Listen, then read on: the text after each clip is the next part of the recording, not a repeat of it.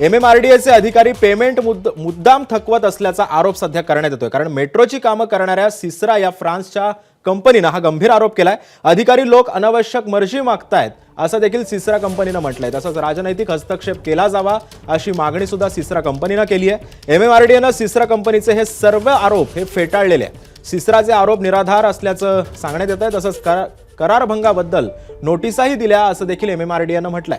कामाची कंत्राटं रद्द का करू नयेत अशा सिसराला नोटिसा देखील MMRDAनं बजावलेल्या आहे।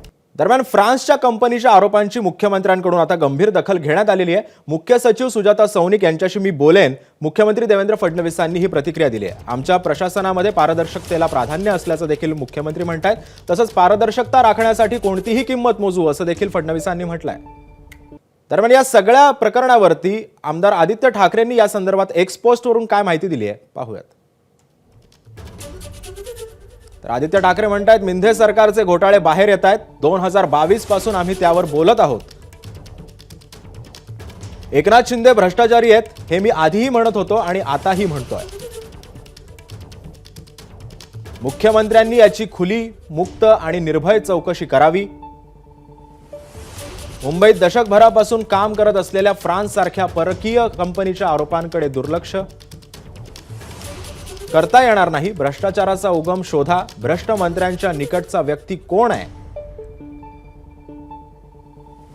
असा देखील सवाल त्यांनी आपल्या एक्स पोस्ट मधून विचारलेला आहे।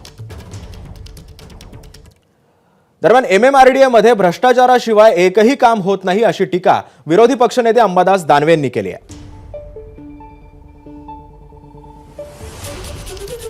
तसं पाहायला गेलं तर अतिशयोक्ती होणार नाही। MMRDA या संस्थेमध्ये या ठिकाणी भ्रष्टाचाराशिवाय कोणतीही फाईल पुढे सरकली जात नाही। नुसतं काम करायचं सोडा, फाईलसुद्धा पुढे जाण्याचे पैसे या MMRDA मध्ये दिले जातात। आणि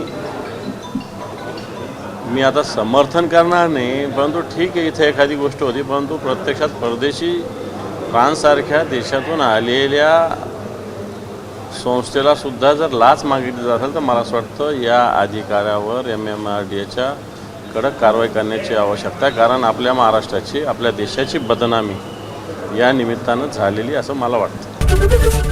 ABP माझा, उघडा डोळे बघा नीट।